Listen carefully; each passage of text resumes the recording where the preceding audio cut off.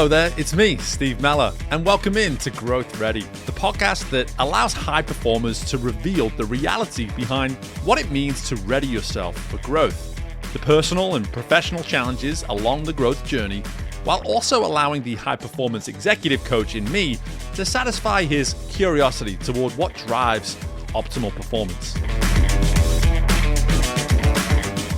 Our guest this week is CEO of Costa Rica's call center, Mr. Richard Blank. And Richard's journey has been one of following fulfillment. But as he's going to share, in order to do so, we have to be willing to take the slow and steady route in order to achieve optimal growth. Hello there, and welcome into the latest installment of the Growth Ready podcast. I am beyond excited to be welcoming in Richard Blank into the show today. And Richard, as I do with all my guests now, before we start diving into your story and all the great insights I know you're going to be bringing to us today, what does it mean to you to be growth ready? To be growth ready is prepared for it. It's the dedicated practice like a boxer or an Olympic swimmer. You practice so you can compete. And so you're not afraid, you're ready. And as long as you woke up early, stayed late, had a good diet, did that extra push-up, then the chances are you did that extra push-up more than your competition. So ready is about that full preparation, A to Z and 1 to 3. Love it. So much there straight away. The idea of always being fully prepared and also the sense of not being afraid. We're definitely going to get into that knowing your story. But Richard, what I want to do here is just to give you the space here to tell us a little bit to our listeners where you are, what it is you do for a living, and what it is that you do to keep you on your toes with your work today. So fill us in on who we're talking to here, brother. Well, Coach Steve, I can't thank you enough. I'm so happy to be a guest here. I'm originally from Northeast Philadelphia. In fact, in my elementary education, I had the pleasure of being taught by the famous Dick Scholberg how to swim at Germantown Academy before I left in 7th grade and went to Abington, but that's another story for another day. But I was a Spanish major in college at Arizona, and I doubled down on it and took jobs post-grad where I could get an ROI on that. But you know, when I was 27 years old, I got a 1 in a million opportunity. A very good friend of mine said, Richie, why don't you come to Costa Rica for a couple months? You're in between jobs. I was sending out resumes via fax machine. I showed you how old it was. And he said, take a time out, teach some English, come down and relax for a bit. And when I was here, it really opened my eyes to Central America, shedding skin. 27 is not a kid, nor too much of an adult. You're at a really perfect age.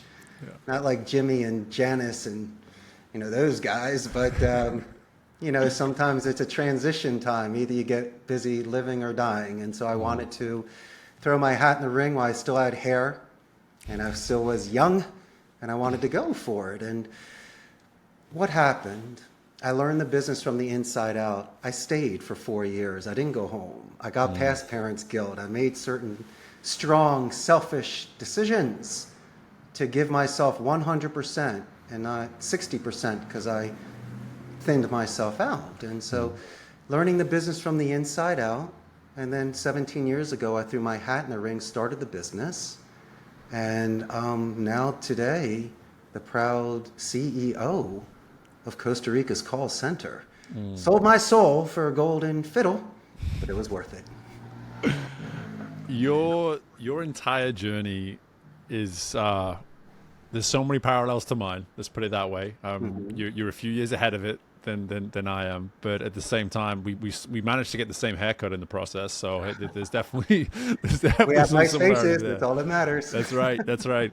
But I want to go back to that 27-year-old Richard, because I think that's really important here in this story. And when I think about the growth ready concept, and especially as well, one of those first things you said there when you responded to the first question, you talked about the lack of fear, not being afraid. That's right. And so when you think about that time in your life, and I think these moments, they come so often, and we're unable to see them when they come. We're too good at dismissing them when a true opportunity is right there in front of us. And this obviously was a huge life-altering choice for you. So when you think back to that 27-year-old Richard, What was it that allowed you to look at that either without fear, or how did you handle the fear that maybe you did actually have? Fear will always keep you on your toes. It needs to be healthy. It shouldn't be a hindrance. And also, my good friend, I was building on momentum, kind of like when you're pushing off from the wall and you still got that little bit there before you start swimming. How's your push off, right? Yeah. How is that? Do you get trajectory? Do you get distance? Is that a strength for you? And so when I was a little boy in elementary school, I gravitated towards Spanish. I would pick up vocabulary and from time to time learn some grammar when I would meet a Latino, because it was outside of my circle. None of my friends or family could do it. And so I was getting such a positive reinforcement. Athletes, when they grow muscle, they get faster, more endurance, they can go the distance. So that is where the market speaks. You can't spin it. It's the truth. You are running that fast. You are swimming that fast. You can jump that high. And so for me, I saw progression. But then here's the skins, and this is where it really comes down. I love the movie The Karate Kid, the original with Ralph Macchio and Mr. Miyagi. Yeah. And what I learned at that age was dedicated practice. If you go, it's not when you're in the pool with Dick Scholberg making you do laps at 5 in the morning on a Tuesday for school. No, it's the above and beyond. It's on your own time when you are investing in that. And it's almost like when you go to the gym when none of your friends want to go. Well, that's just how it goes, man. You sometimes have to roll solo and get up in the morning and run and exercise. And so by default, I was the only one still doing something. And I still had a work-life balance. I could hang with my friends and have fun. But I found the time to continue this Spanish. And then when I was in high school, I got this recommendation letter from my dedicated Spanish teacher that offset my terrible grades to get me into college. Thank you. And so these were hints along the way. These were exceptionally positive checkpoints.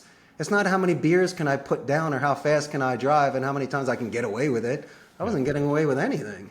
I was openly putting my skills out there to be not critiqued, but improved, and also making yourself vulnerable because you are being timed and you are being sized up and compared, and that's fine.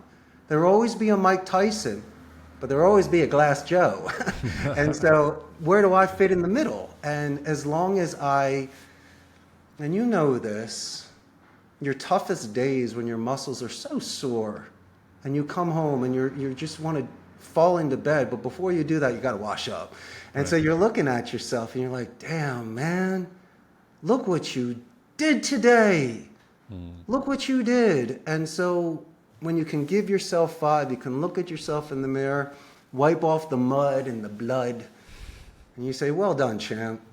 Oh, man, if you can get that sort of self-respect and dignity, that's more than enough water that will carry you through deserts. And if you can do these things at younger ages when you're not forced into it, getting paid for it, or pressured in a certain way of success and failure, it's really for personal growth. And so I had this foundation as a young man, and I was the only one doing the second language. So what are you going to compare it with? No one could swim, just me. Right.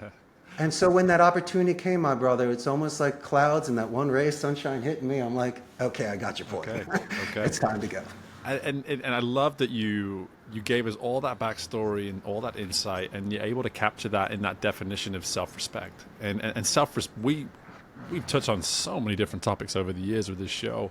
Self-respect, I wouldn't say it's a new one, but it's definitely about time we talked about it again. Let's put it that way. And so for me, to hear you even provide that in-depth definition of how self-respect can be established, you think about those crossroads in life when we have a decision to make to bet on ourselves or to refrain from doing so.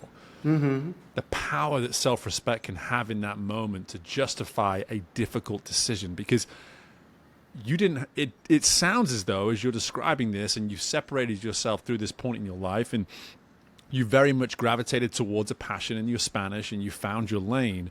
Yes. Through that process, you've been able to also justify that I'm someone that's worth betting on. And why wouldn't I be the one who bet on me? Am I hearing that right? Oh, it's an excellent bet. Yeah. It's an excellent bet because you have the most control. It's like inside information.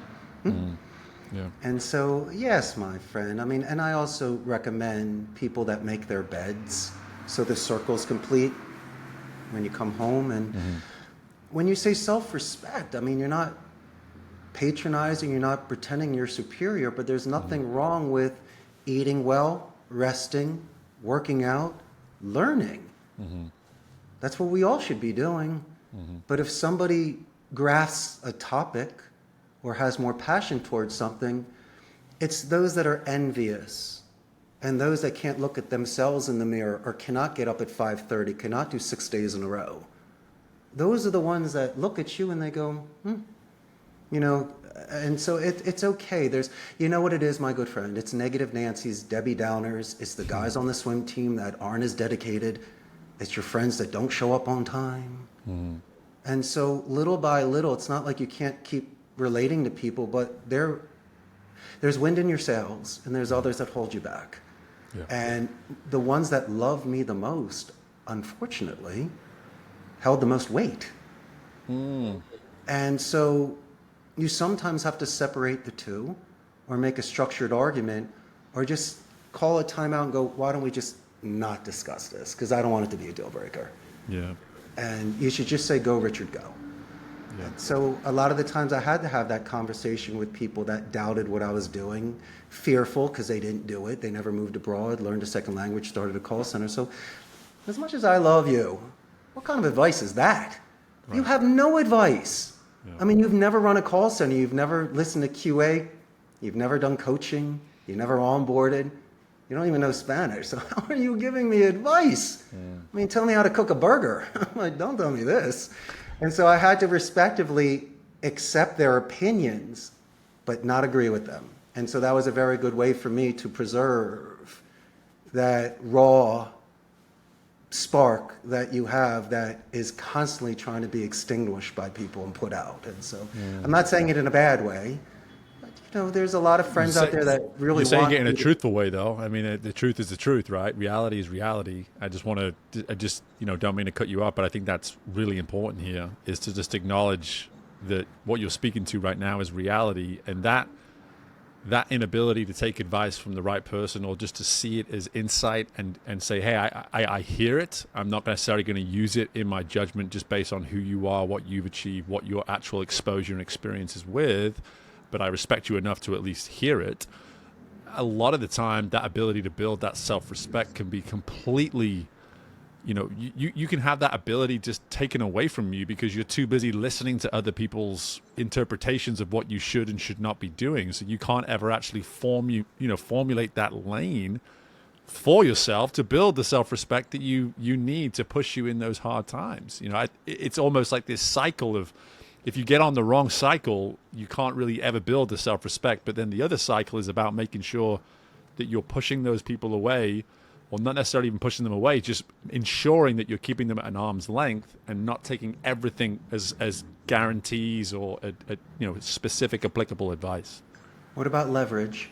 I mean, I'm growing up. My parents were supporting me. I can't be a rebel and make up rules. Right. You might be working with somebody, or there might be certain structure. So some people financially might have it over you and some sort of other sort of discipline, but you have to be very careful. Choose your battles wisely. And so my argument to my parents for my own self-respect was, you can't put me in a box in college. First, I don't have the grades for Ivy League like grandpa and my dad and brother.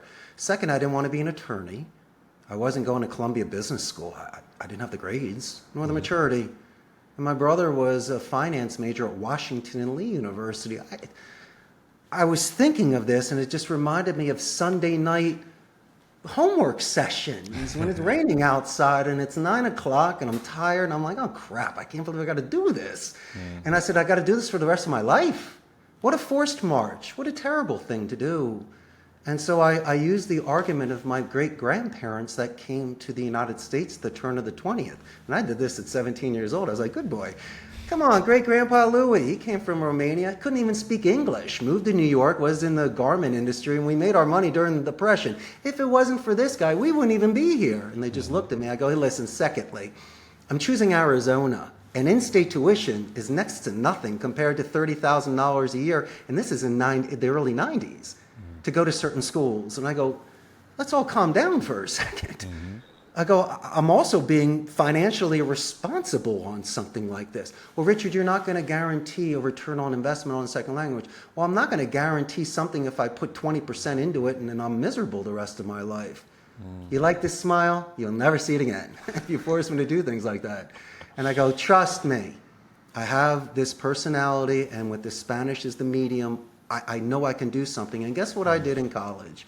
I interned for Telemundo for 2 years. I once again had to prove that this thing could get me marketable, people would find interest in it, and I could work in it. And so it still was the patting on the head, yeah, Stevie, that's cute parlor trick that your parents might think is fun for their friends. But my man, this is the tiger inside you. You really want to go for this. And it's the worst thing ever is when people can put that out. And so they had the blueprint. I was supposed to follow in steps and do family business. And I made my arguments, but I showed through my track record and what else I did when they weren't even around. I didn't even know about the internship. And then I showed them. I go, guys, I've been doing this for a year. And then they realized, okay, kid's got hair on his chest. Maybe he is doing something. And so that's kind of when it all started to change, my friend, and the flower began to bloom. I like that. I love it. And gosh, again, our stories have so many fascinating parallels already. And I want to now move to, well, it sounds like I'm saying I want to move to Costa Rica, but I want to move the story now to Costa Rica. Sure. The point there that I heard as you walked us through that very quick, bio on yourself and that story is that, you had an opportunity to simply either just work or to get into the business and really learn the business. And I'm curious, what was that? Because something that you just said there in the last response, which we're definitely going to come back to, is how you use Spanish as the medium.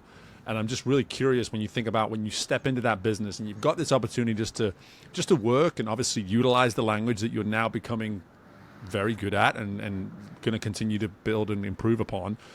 But I'm just curious, what was it that made you sort of shift from, okay, this isn't simply an opportunity to come work in a destination. This is now an opportunity for me to learn something that I can maybe own one day.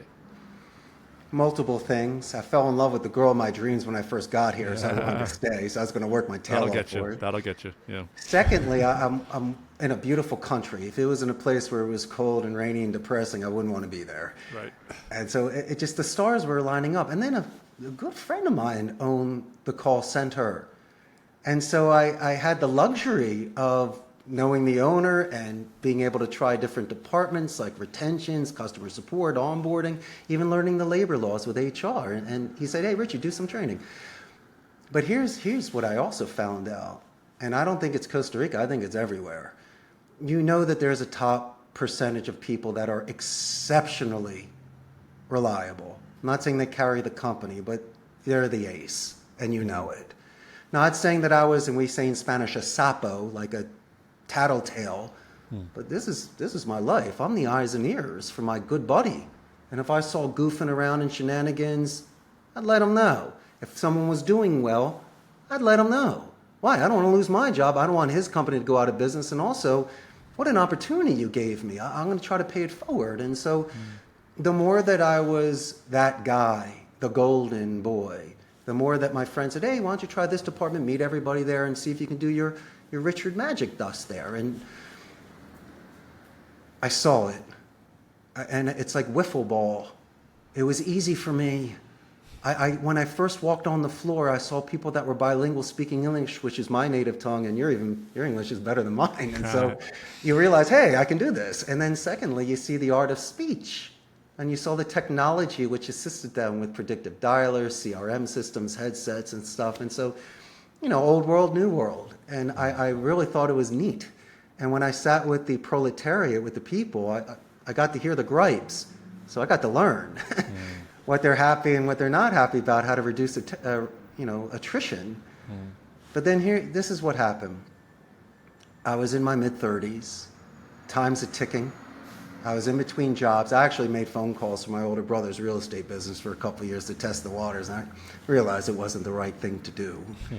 And so I had a little bit of a capital, and I had some time. And so I was out to breakfast, and a good friend of mine said, "Hey, Ricardo, why don't you open a call center?" And I'm saying, "How are you going to do this? It's 1,000 bricks, and I don't even own bricks." And he says, "Just figure it out." And so for me, I started my business by renting a turnkey station at a blended center, like an internet cafe. So I could have a station for a month. I can expand accordingly. It's not private or glamorous, but guess what? I can build a business. Yeah. I don't have the overhead. Yeah. And I did that for a couple years till I had the stable clients and some capital. Then I rented space and started building rows out and building out the server room. And guess what? Call centers do rotate. They go out of business.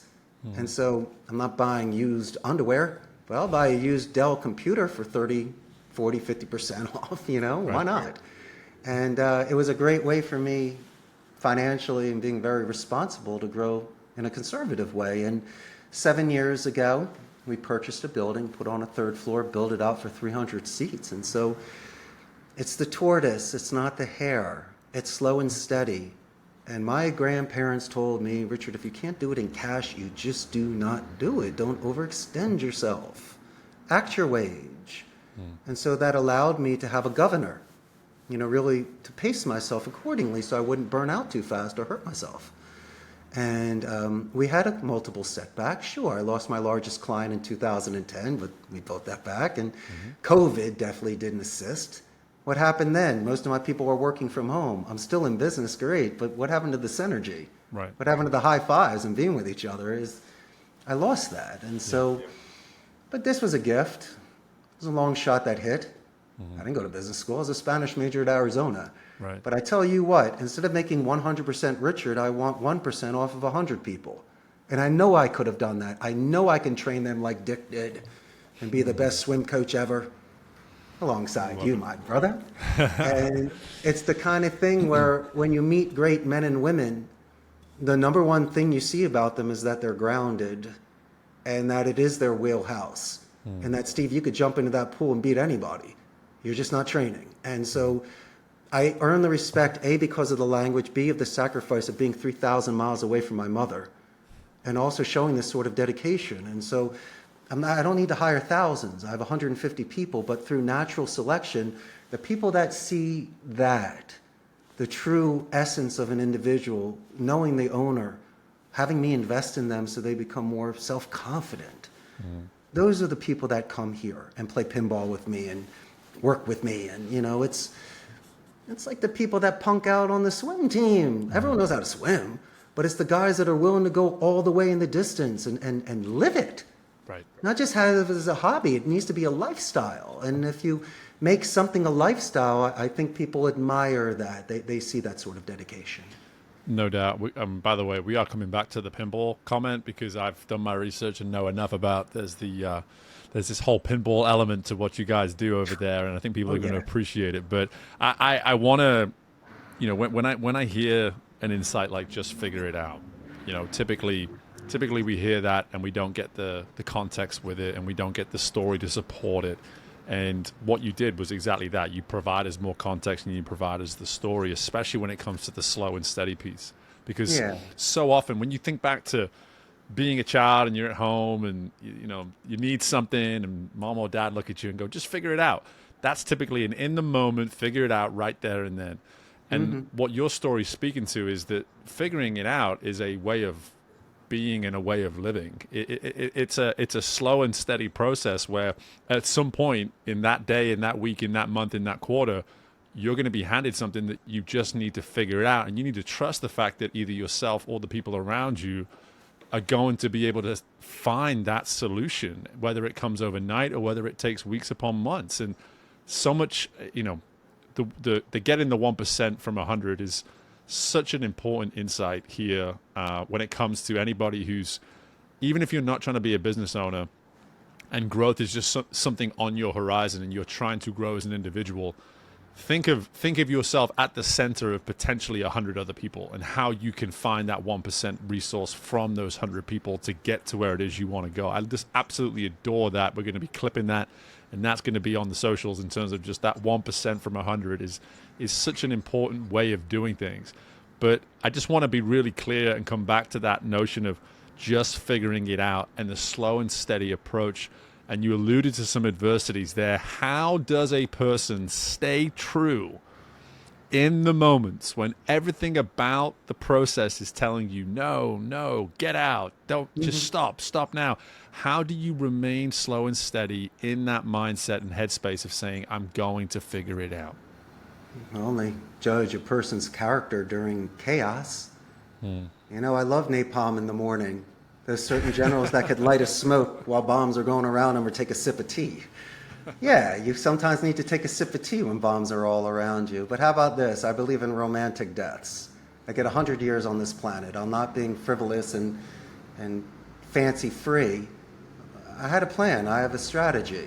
There's no straight lines in nature. There's always wiggle, wild cards, things happen. And so for me, as long as my intentions were honorable and I was doing things with good faith, I was willing to put my chest out and take it. I was going to take the good and the bad, but I can take it. Physically, it's one thing. If someone's beating me up, there's only so much you can take.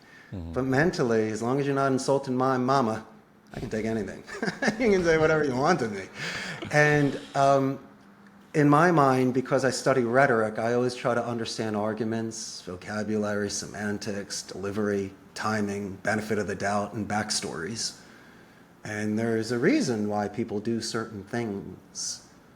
And a lot of the times, I've also seen, my friend, if I am given the luxury of time, so I can write a draft, not send it, sleep on it, call you up, go, hey, Coach, I got to ask you a couple quick questions about this meeting I have. I'm going to talk to Coach Steve about a couple things. So what happens the following day? You're refreshed. You calm down. You will not send that text. You will realize you overextended yourself. You'll cut an enormous amount of fat. I'm probably going to call the person and go, hey, Coach, I'm sorry. I know yesterday I raised my voice, or I did not take Thursday into consideration. I know that things come up. And it's beautiful how that happens. If you are given a time out, you can gauge how important that relationship is with you.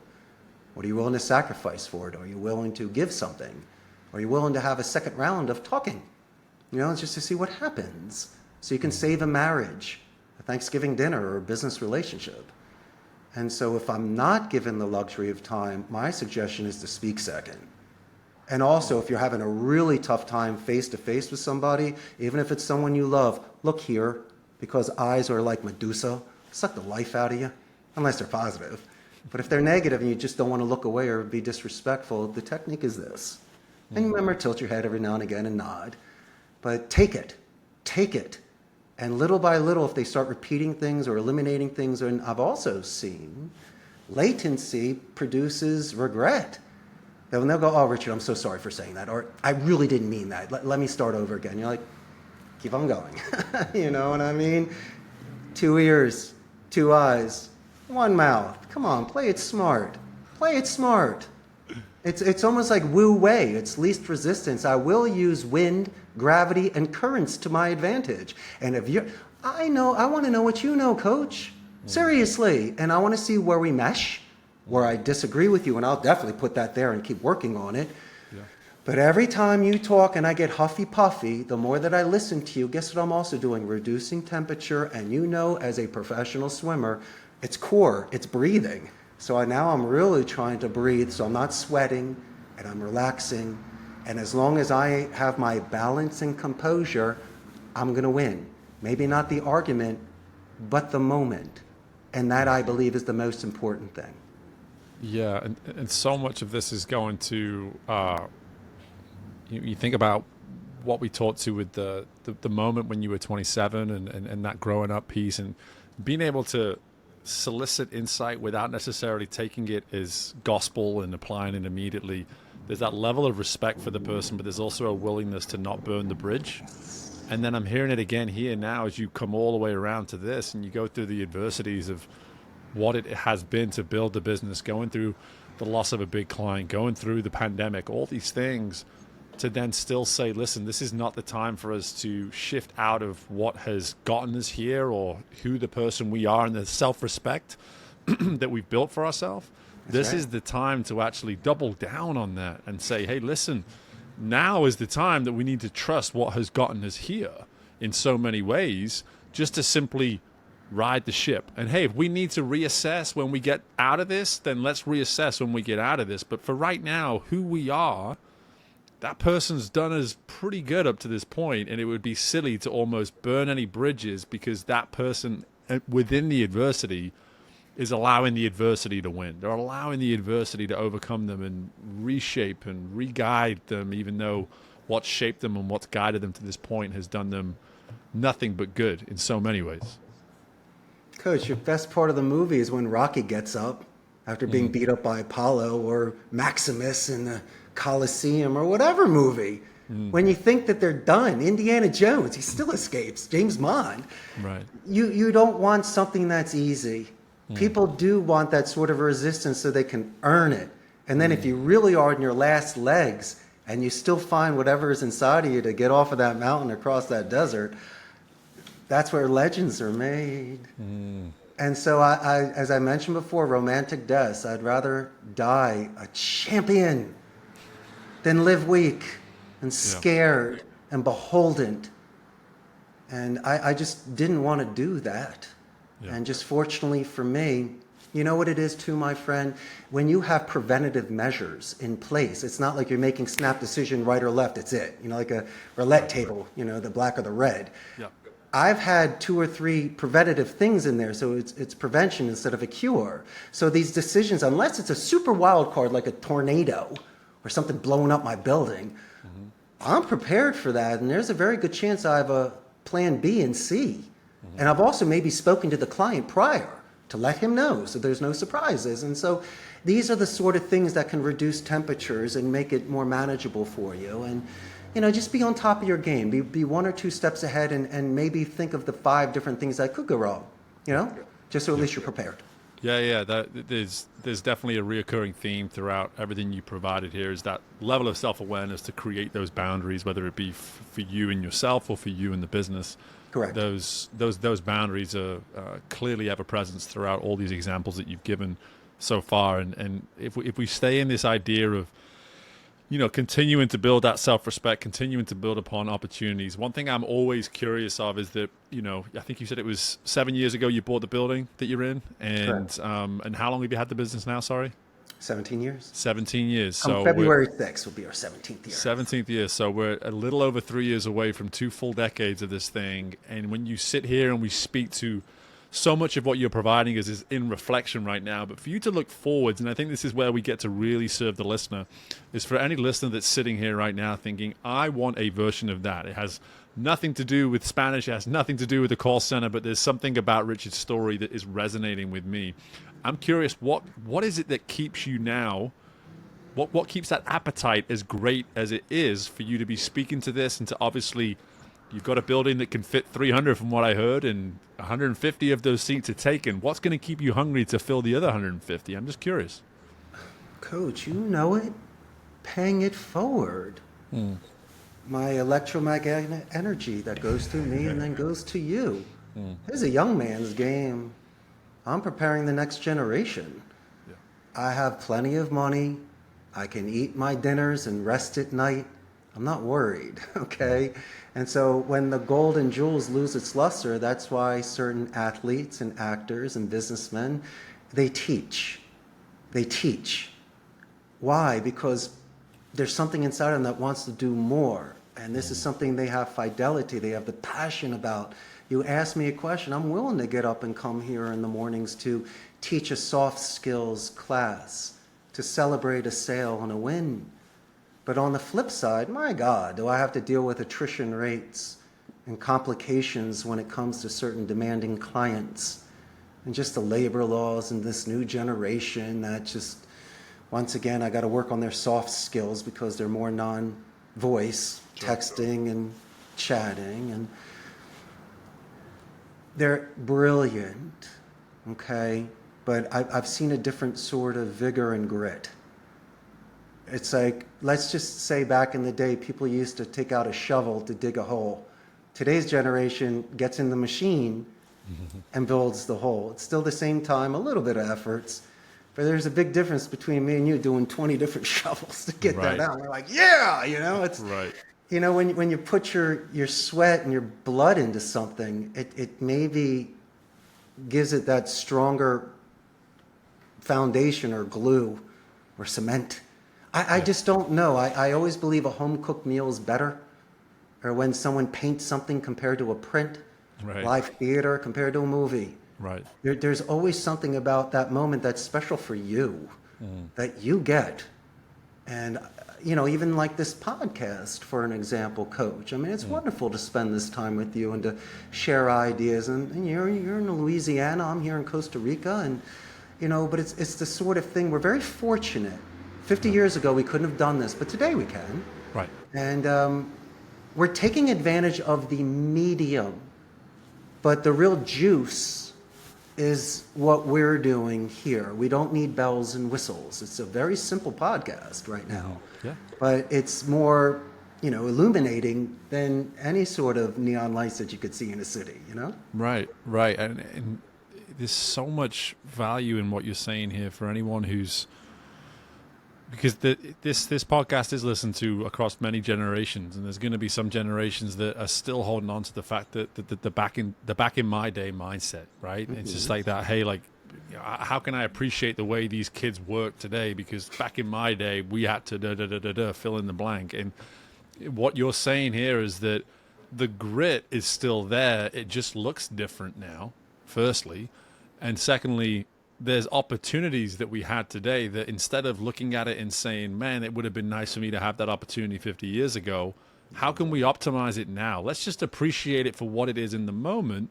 Correct. So that we can utilize it in the moment. And anybody who's on that growth journey right now that's maybe sat there wishing that they'd started 5 years earlier and they've seen somebody do what they've done in the last 5 years that they wanted to, you kind of got a choice at this point. One, you can sit in that and continue to feel sorrow and whatever it might be for your situation, or you can look at the landscape as it is today and say, how can I make an opportunity for myself, and how can I optimize the moment I'm in right now instead of wasting all this time wishing and hoping and could have done, should have done, all this kind of thing? Because that's what we're talking to here, man. It's like you're encouraging us here through this insight of what might it mean just to simply play the hand that you're currently being dealt in terms of this time that we're in.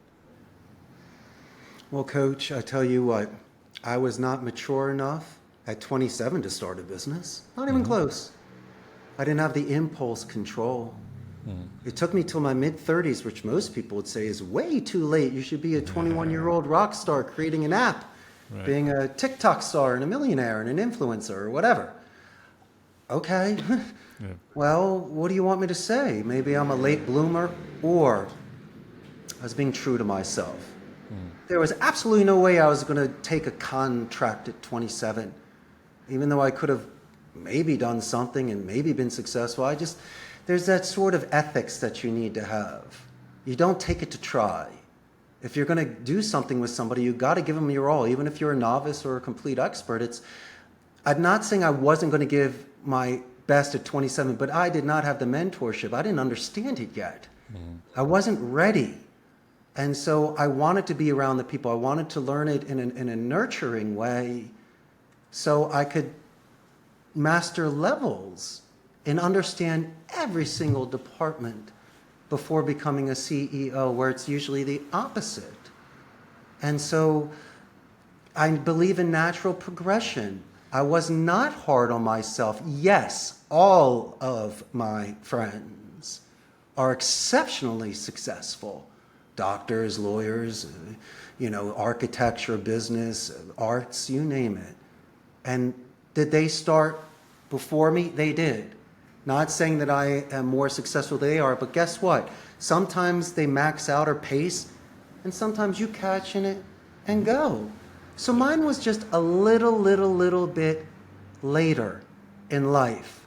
Financially, I caught up, if that's what you're looking for. But it's really the fulfillment. Yep. It was the fulfillment. And so I didn't mind the apprenticeship. I didn't mind paying my dues. Not wishing for it, but seeing that light in the distance and knowing that if I continued, I would get it. And so that's the way I saw it. Was it a joke? No. Was it an adventure? Somewhat. But you know what it really was, Coach? It was a journey. As I say, I was willing to die with my boots on. I could have always come home and worked at a family business. but I just wanted to drink life, my friend. I really, really, really wanted to take a chance. I love it. I love it. And I think it's so, like, this is as strong a reason as to why I've renamed the podcast and calling it Growth Ready now, is that to hear you say and acknowledge at a certain point in your life, hey, I just wasn't ready. You weren't saying at that point that this isn't something that you can still have. You were just simply saying, I'm not ready right now for it. But because you remained in fulfillment, that's how you eventually get there. You didn't say, I'm not ready, and then go down a completely different path away from the one that you could have potentially been on. You said, I'm not ready right now, but let's stay the course. Let's stay the course, and let's pursue fulfillment. Let's find the joy. Let's find the reward in this whole journey, in this road that I'm on. But at some point, acknowledging that fulfillment is going to get me ready. It's going to get me ready. It's going to allow me to realize one day, as I wake up in my fulfillment, you know what? I think now might be the time to take that next step. I think I'm ready for that step now. Had I not pursued fulfillment, how could I have ever truly established readiness for what I wanted? Spot on.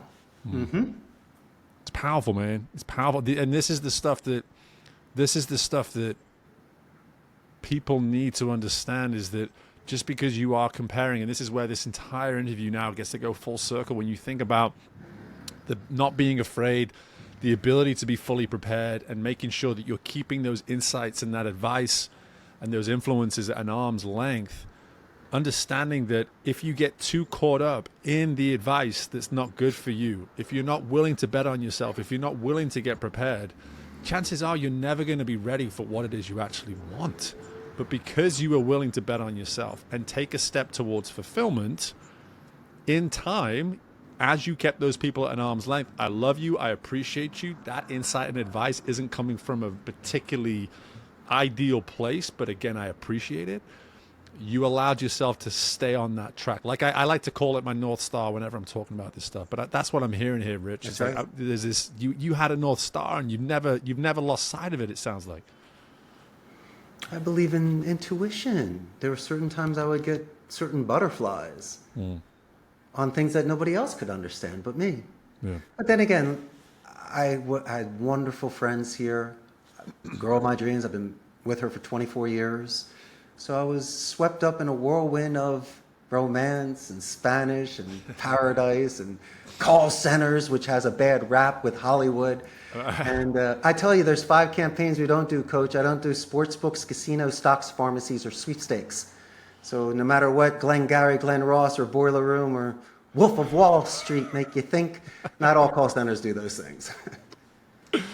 I appreciate that as well, because anybody, I'm sure there were some people whose heads went there. Again, I happen to know who you are and the spaces that you operate in, but I appreciate you framing that for everybody so that we can truly appreciate that part of it. But Richard, here's what I want, as we start to really come through this. It's just been such a blast. Talk to me about the pinball stuff, because we talk about stepping into our optimal self. We're a big part of that on this podcast. So you found a way, it seems, to not only do things as seriously and within the rails that you're supposed to do as you build a business, but you found a way to really inject parts of your truest self into it as well. Tell us a little bit about the background with the pinball machines and how you've maybe done this sort of thing over the years. I completely relate myself to Tom Hanks in the movie Big. Oh, I'm a 17-year-old and a 52-year-old. I grew up in the 70s and 80s, and Ricky Schroeder had a show called Silver Spoons that had one of the coolest arcades, and I was so envious. To a Generation X, or owning a video game, a machine, or even a pinball machine was just so out of reach. Right. So what happens? Recess is the best class in school. You know that. That's where you make your friends and let off steam. And so here I had this space. Fortunately, I had the discretionary income. I had a buddy with a truck and strong arm and back. And I would go on the Craigslist and the Mercado Libres, and Don Jose, 4 hours away, is selling 4 of his machines because his arcade's out of business. And I'd go there with the cash, grab them, and come back like a champion. And so it's a wonderful game room. I have the largest collection of pinball machines and retro arcade machines here at the call center in Central America. But the point being is, it's my passion. And these are old machines. Pinball's beautiful. My oldest is a 1970 Bally's Camelot, and the newer one's a mid-90s Data East Last Action Hero with Schwarzenegger, and I've everything in between. But my favorite, though, Coach, are those old electromechanical machines from the 70s and prior, especially the 70s, because you got the wheel, okay, the marquee and the side art's beautiful. The sound is usually a xylophone or bells, but this is what I love the most.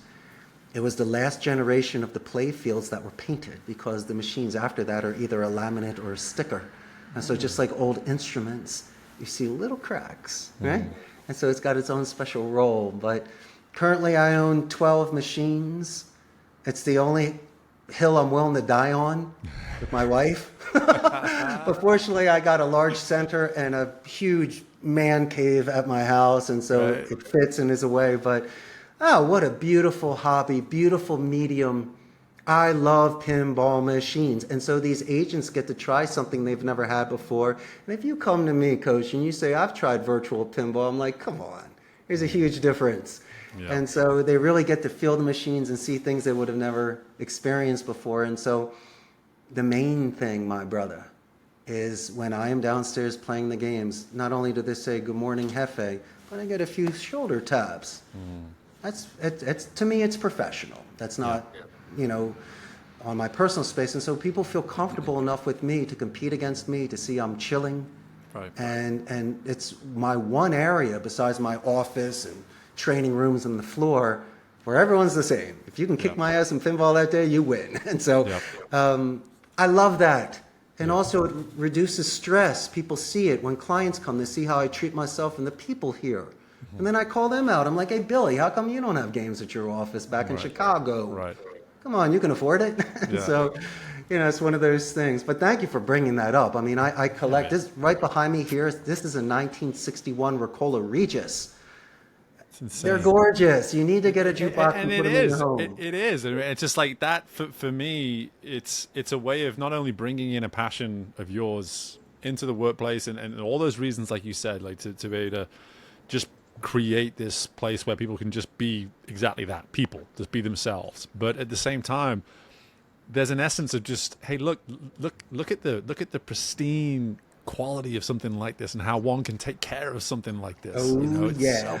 We were talking things about products that were made 65 years ago, whatever it may be, and to be able to say, look, you can actually look after something like this and maintain something like this and cherish something like this. And there's so many qualities that come with that speak to that, to be quite frank, like as someone who's learning about your business in such a recent time, to be able to say, what does that say for the values and the mission of the company and of the person that owns the company, if they're willing to be, you know, able to look at something like a pinball machine and get so much from it and use it in such a valuable you know, just way within the organization.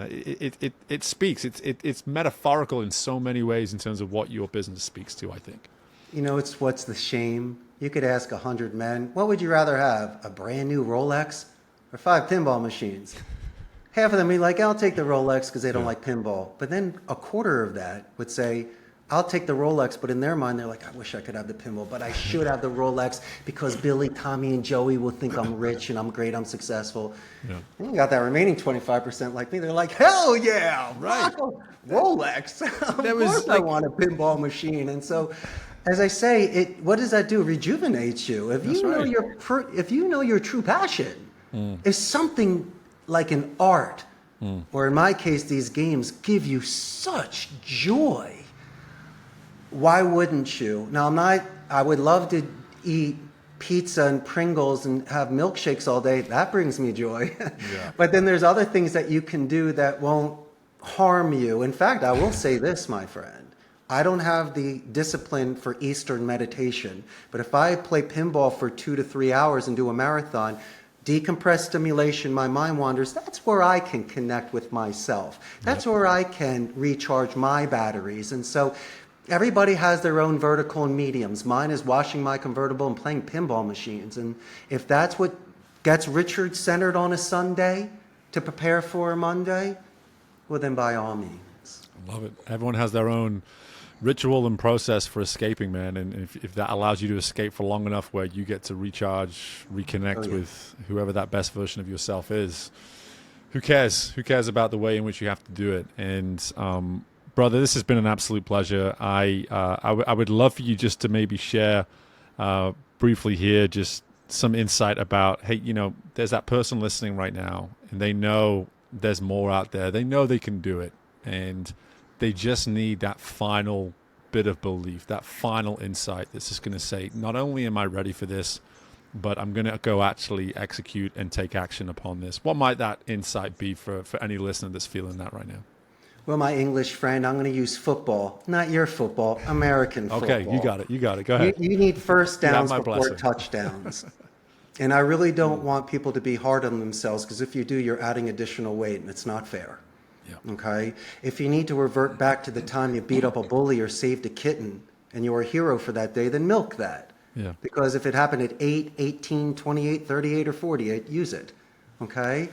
And as I say, the self-respect of the making the bed, a proper diet, you don't need to be religious about it, but you should take care of yourself so you have a good stomach and a good day.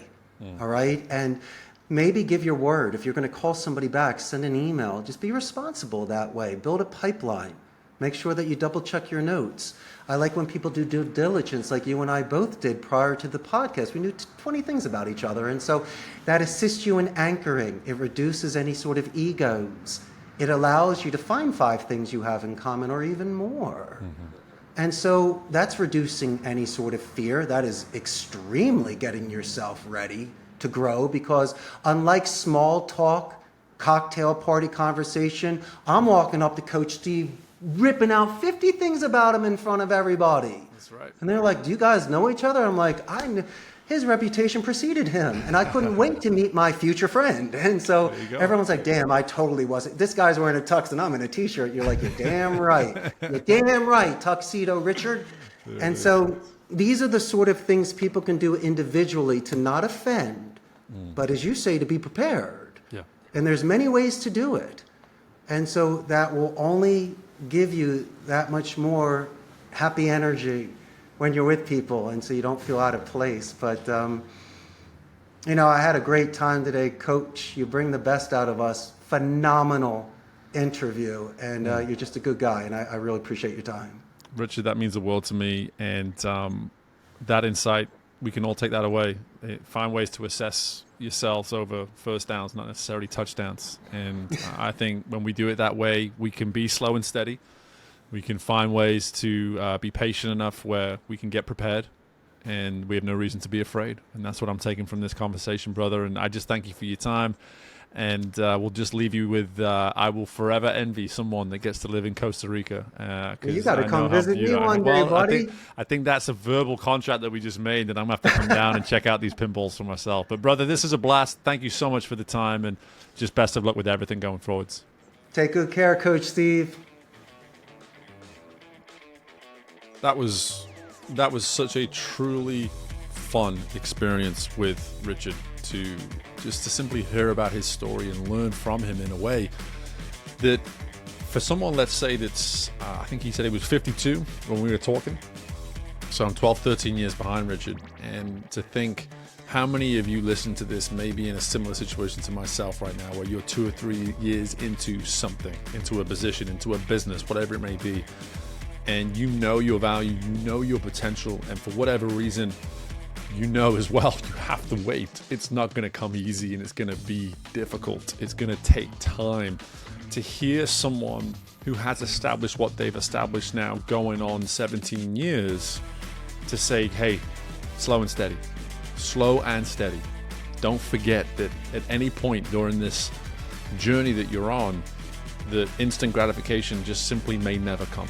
And that you're always going to have to just remain true to you and true to your process in a way that may frustrate you and may leave you wanting more sooner.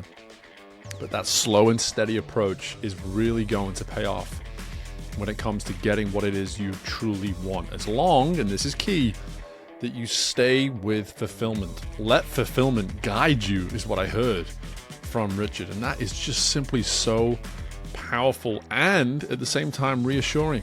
It's reassuring for anyone out there listening to this that is new into a venture, new into a position, new into a certain direction within their life. And even those of you that aren't new to something, if you are considering something, if you are in this open-mindedness right now of an opportunity to think, hey, if as and when I commit to something like this, it may still take time. It may be a minute until I get where it is I want to get to and what it is that I want.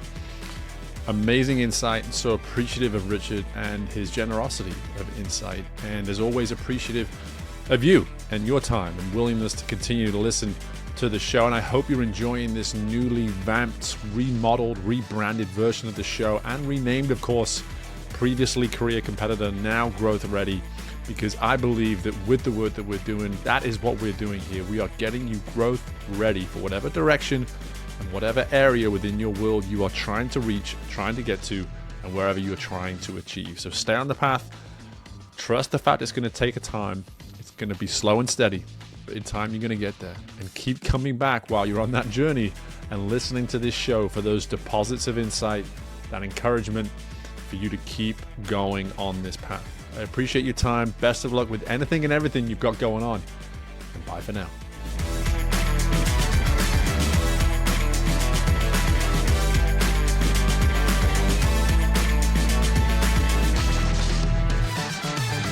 Thank you for tuning in to Growth Ready. If you liked what you heard and are feeling ready to grow, be sure to leave a 5-star rating, subscribe to the show, and share the episode with someone you know is ready to fuel their growth journey today. We love our community, so don't hesitate to reach out to us at podcast@growthready.com. And until next time, we are Growth Ready, and you will be too.